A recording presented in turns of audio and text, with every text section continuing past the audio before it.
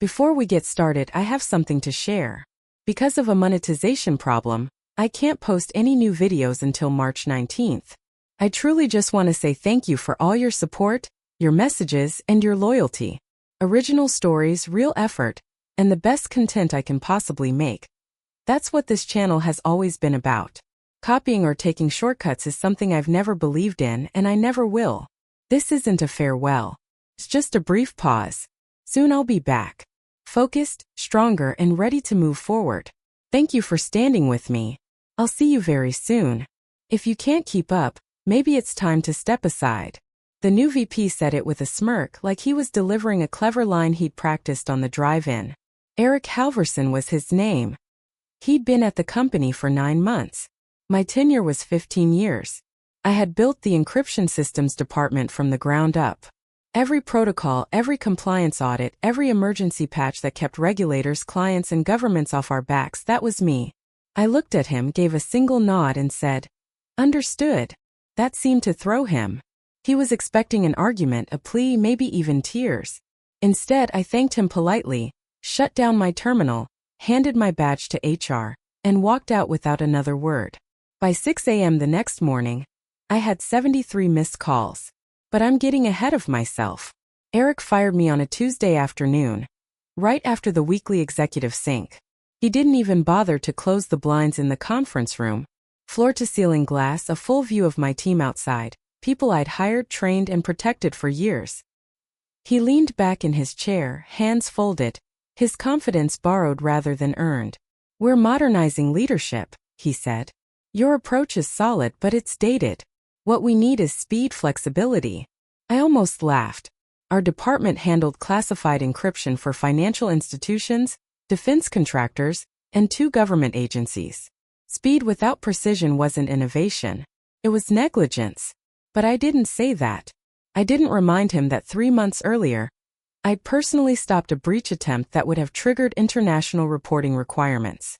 I didn't mention that the encryption framework he bragged about in investor meetings was built on an algorithm I designed in my 7th year, back when we still worked out of a half-finished office with folding chairs. None of that mattered anymore. HR slid the termination packet toward me like it was a menu. No cause was listed, just organizational restructuring. Eric stood up, already done with me. "If you need help transitioning," he added, "we'll make sure someone walks you out." "No need," I said. "I know my way." I shut down my terminal myself, logged out, closed everything cleanly. I didn't delete files. I didn't sabotage systems. I didn't warn anyone.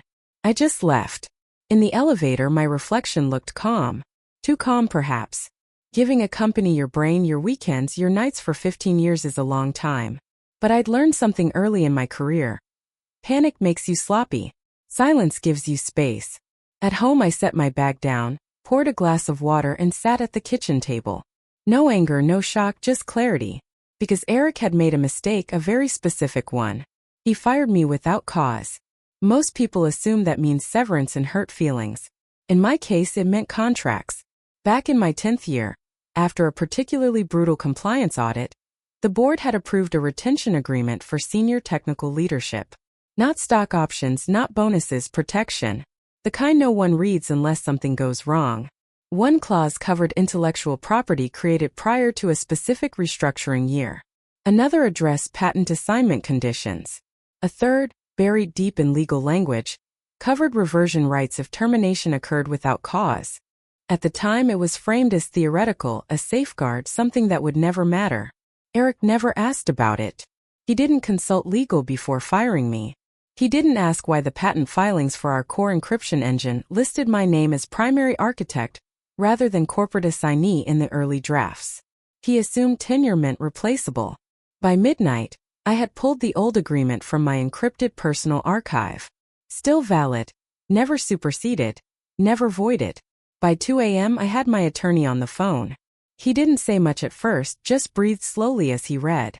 "Mandy," he finally said. "When did they fire you?" "Yesterday." "Without cause." Another pause. Then, as of midnight, ownership status is complicated. By 4:30 a.m., the paperwork was filed. At 6 a.m., my phone started vibrating nonstop. Calls from my former director, from compliance, from legal, from numbers I didn't recognize. Voicemails stacked faster than I could listen to them. One message stood out. It came from a board liaison I barely knew. "Mandy, call me immediately. There's confusion about the encryption patent. Since when do you own it?" I stared at the screen, coffee cooling in my hand. Since the moment they decided I was expendable. By the time the sun came up, the company I'd built my career inside was waking up to a problem it couldn't solve internally. And Eric Halverson, the man who told me to step aside, was about to learn what happens when you fire the only person who knows where the foundations are buried. By the time morning settled in, my phone had stopped vibrating and started demanding attention. I hadn't answered anything yet. Not because I was avoiding them, but because I needed to hear the shape of their panic before I spoke.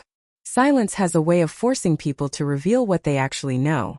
I sat at my kitchen table and listened to the voicemails in order. The first wave was predictable. My former director trying to sound steady while clearly not being steady. HR representatives using soft language that didn't match the urgency underneath it. Compliance managers asking for clarification in voices trained to never admit fear. Then the messages changed. A corporate legal counsel left a voicemail that skipped pleasantries entirely. He sounded like someone who had just discovered a structural crack in a building. Everyone was still working inside. "Mandy, we're seeing an issue with the patent registry. Your name is appearing as the current owner of the Core Shield encryption framework. That doesn't align with our records.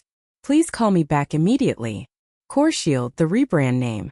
Internally, we'd always called it Aegis. My architecture, my design. Marketing could rename it all they wanted. The foundation didn't care. Another message followed, rushed and barely coherent, someone from IT security. "We're getting licensing validation warnings. Systems are operational, but compliance flags are escalating. We need to understand what changed." Nothing had changed. That was exactly the issue. A text arrived next from the board liaison. I'd met her maybe twice in 15 years.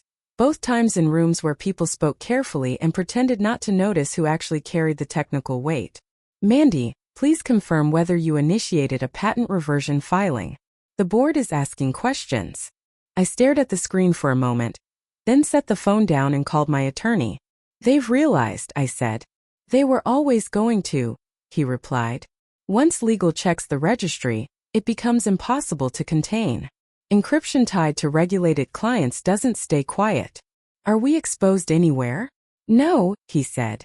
"They're the ones exposed. Now they'll try to make you blink." I didn't. I returned exactly one call. Not HR, not legal. The board liaison answered immediately. "Thank you for calling back," she said. "We need to understand what's happening." "What part?" I asked. There was a pause, then a careful response.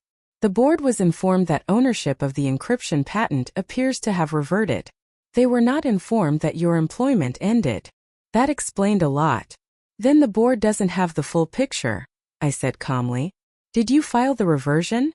she asked. "Yes." "Why?" "Because I was terminated without cause, and the agreement allows it." Silence again. This time longer. I could hear pages turning, keys clicking.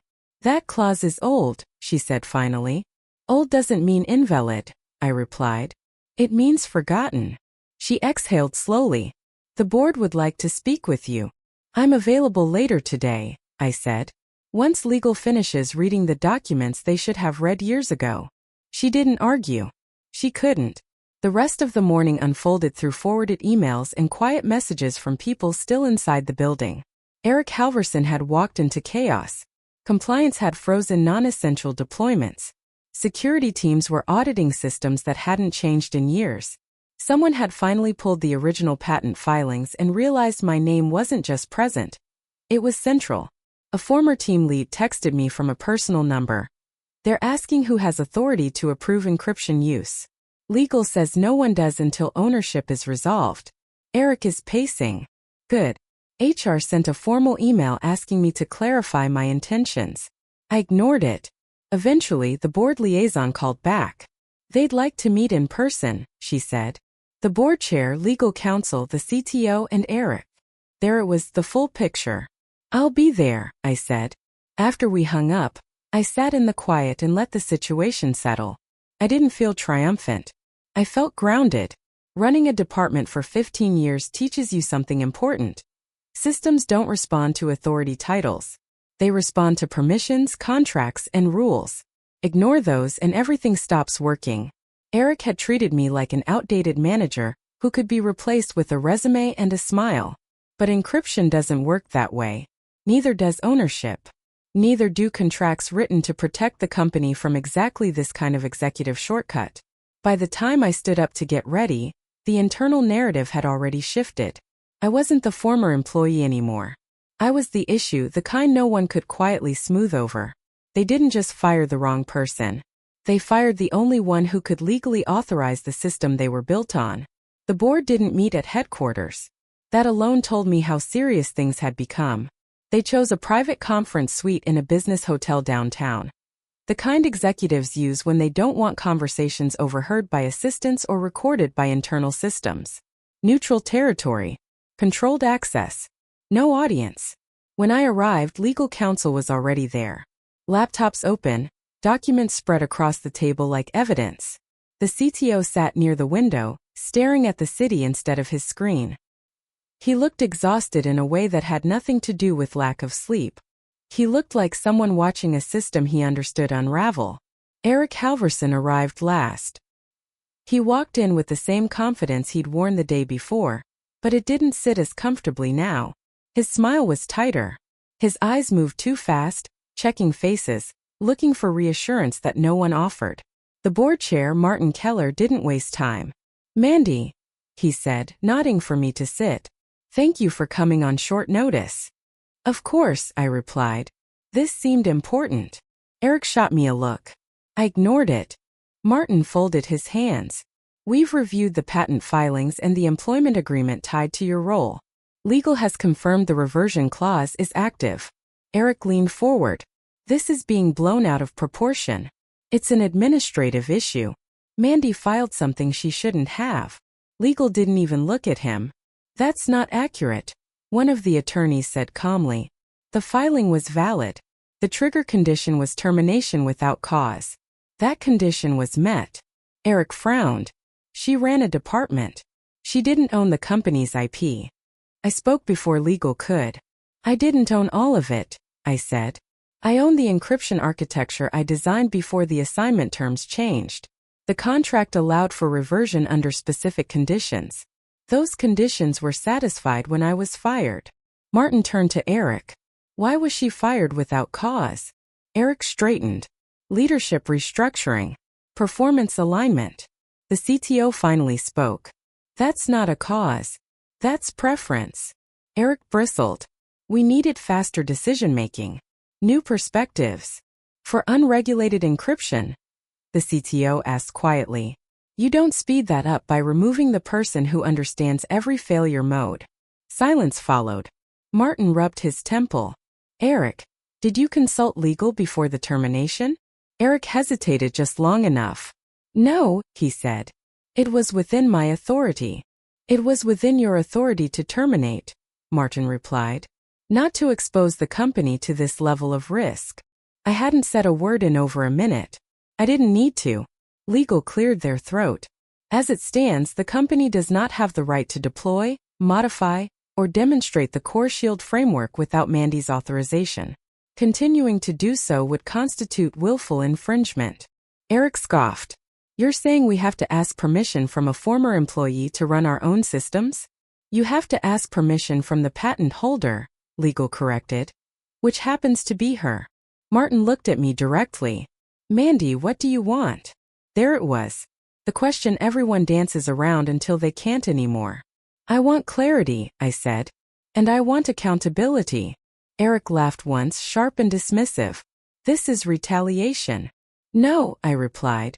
"This is governance. Something you skipped." Martin raised a hand, stopping Eric before he could speak again. "What does clarity look like to you?" Martin asked. I leaned forward, resting my hands on the table, calm, measured. "First," I said, "the board formally acknowledges that the encryption architecture is my intellectual property under the current legal framework." Legal nodded. They already had. "Second, any use of that architecture requires a licensing agreement, Transparent terms, oversight included. The CTO exhaled, relieved. This was solvable. Eric shook his head. This is insane. You're undermining the company. I kept it compliant for 15 years, I said. You undermined it in one afternoon. Martin's gaze didn't leave mine. And the third. I didn't rush it. The person who made this decision shouldn't be overseeing the systems affected by it. Eric froze. You can't be serious. I am, I said. You fired the architect of the core system without understanding what you were touching. That's not leadership. That's liability. The room went still. Martin leaned back, considering. Legal avoided Eric's eyes entirely. The CTO spoke again, voice steady.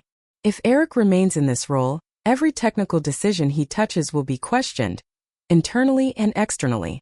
We can't afford that. Eric stood. You're choosing her over me? Martin stood as well. We're choosing stability. Eric looked around the room, waiting for support that never came. I was hired to modernize this place, he said. And you were, Martin replied. Right up until you removed the wrong load-bearing wall. Eric left the room without another word. When the door closed, the tension shifted. Not gone, but different. Manageable. Martin looked back at me. If we agree to your terms, will you license the system back immediately? Yes, I said. Because I don't want the company to fail. I want it to function. The CTO nodded. Legal began outlining next steps. As the meeting wrapped up, Martin paused. One more thing, he said. Your role. We can't go back to pretending you're just a department head. I wouldn't expect you to, I replied. When I left the hotel, the city felt the same. Cars moved, people rushed. No one knew what had just shifted. But inside the company I'd built my career in, the balance of power had changed. And this time it rested on something solid. The agreement was signed quietly. No press release, no internal announcement, just a licensing document routed through legal, with my name where the company's used to be.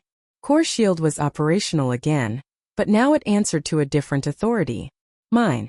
By the next morning, the building felt different. Not louder, not calmer, tighter. Like a system running under observation. I returned to headquarters for the first time since being fired. Not through the employee entrance, but through the executive elevator. Security didn't question it. My access had already been restored, not to my old department but to the systems that mattered. The CTO met me outside the secure operations floor. He looked relieved and uncomfortable at the same time. I should have pushed back harder, he said as we walked. When Eric started cutting corners. You pushed back as much as you could, I replied. Authority only works if someone listens. Inside, engineers stopped mid-conversation when they saw me. Not out of fear, out of recognition. A few nodded. One actually smiled. No one clapped. This wasn't that kind of moment. We stepped into the control room where Core Shield's monitoring dashboards glowed across the wall. Everything was green, stable, compliant. For now, the CTO said. But we have a problem. Of course we do, I said. Show me. He pulled up a configuration tree tied to a pending deployment. Eric approved an optimization change last week. It hasn't gone live yet. Legal froze it when ownership issues surfaced. I scanned the parameters. My jaw tightened. This isn't an optimization, I said. It's a shortcut. It reduces latency, he said carefully. It reduces verification steps, I corrected.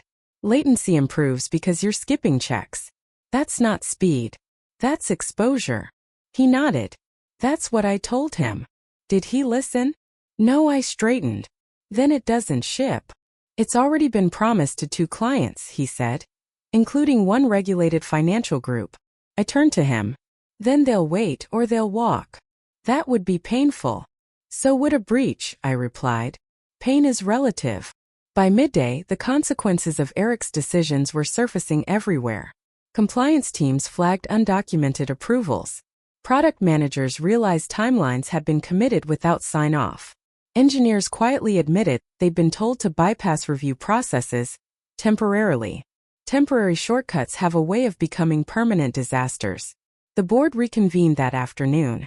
This time there was no Eric-shaped gap in the room. His badge had been deactivated earlier.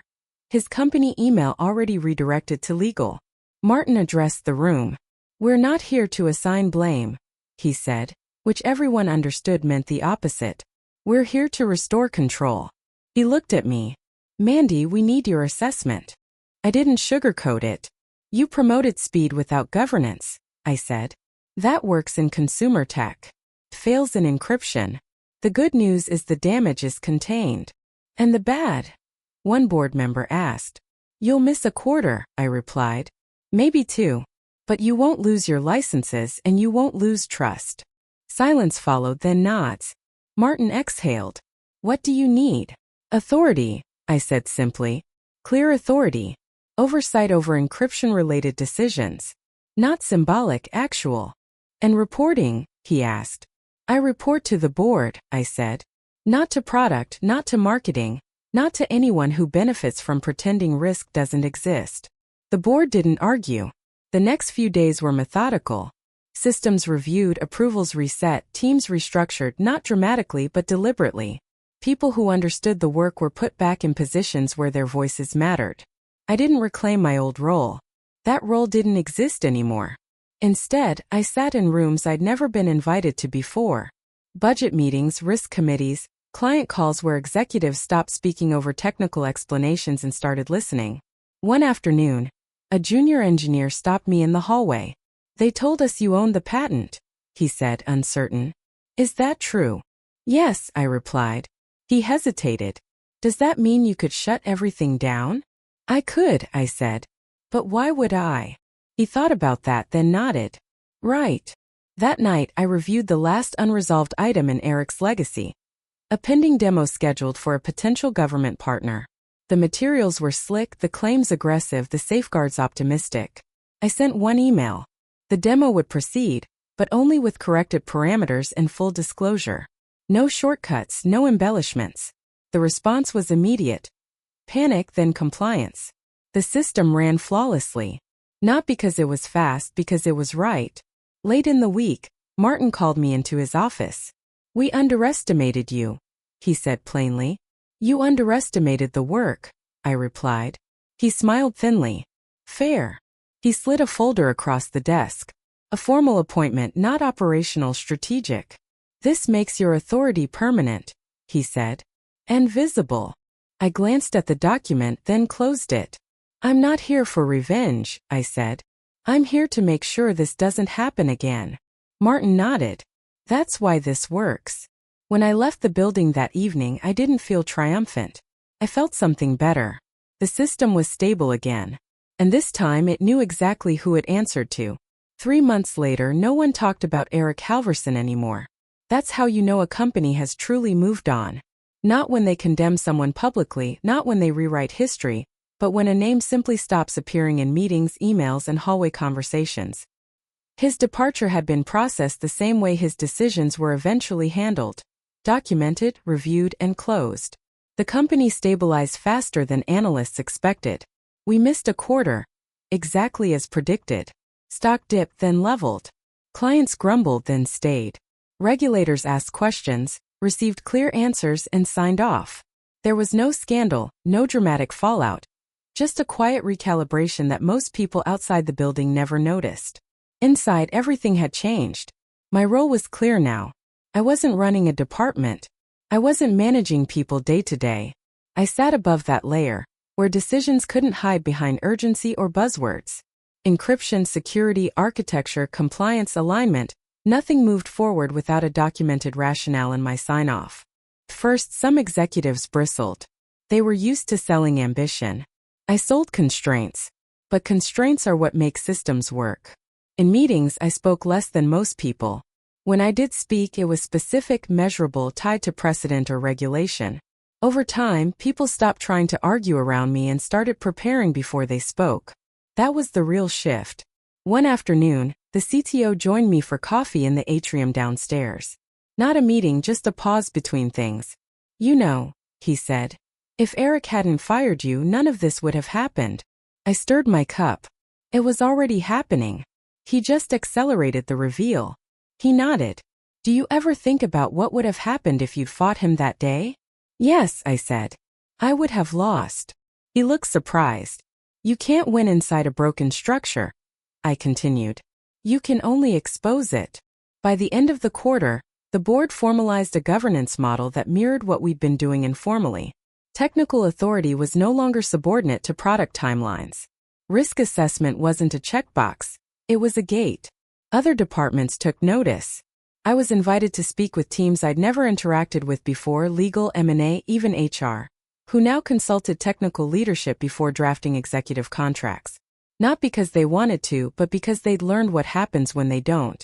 One evening, as I packed up to leave, I passed the old conference room where Eric had fired me. The glass walls were the same, the table too. Someone had replaced the chairs. I stood there for a moment, not out of nostalgia but curiosity. I tried to remember how I'd felt walking out that day. I couldn't. What I remembered instead was the stillness afterward, the clarity, the moment when fear never showed up because it didn't need to. At home, life felt quieter too. I slept better. I stopped checking my phone compulsively. The work no longer followed me like an unresolved equation. It stayed where it belonged, inside defined boundaries. One night, I received a message from a former colleague who'd left shortly after Eric did. You were right to stay calm. Watching it all from the outside, it finally makes sense. I typed back a simple response. Systems don't respond to emotion. They respond to structure. The board chair called me the following week. We're revisiting leadership training, he said, specifically around decision authority. Would you review the framework? Of course, I replied. After the call ended, I realized something had shifted again. They weren't asking me to fix a problem anymore. They were asking me to help prevent the next one. That's the difference between being useful and being valued. On my last walkthrough of the operations floor before the weekend, a new hire stopped me. I just wanted to say, she said, nervous but determined. People talk about what happened. Not like gossip, like a lesson. I waited. They say you didn't raise your voice. You didn't threaten anyone. You just let the rules work. I smiled faintly. Rules only work if someone enforces them. As I left the building that evening, the lights behind me reflected off the glass in steady patterns. Predictable, controlled, secure. 15 years earlier, I joined a company that wanted to build something resilient. Somewhere along the way, they'd forgotten what that required. Getting fired wasn't the betrayal I once thought it was. It was the system correcting itself, using the only mechanism still available. They told me to step aside because they thought I was slowing them down. What they learned, quietly, permanently, was that I'd been the one keeping everything upright. And when the noise finally died down, when the calls stopped and the meetings normalized, one truth remained, clean and undeniable. I didn't take revenge. I restored balance. And this time the structure was built to remember who held it together.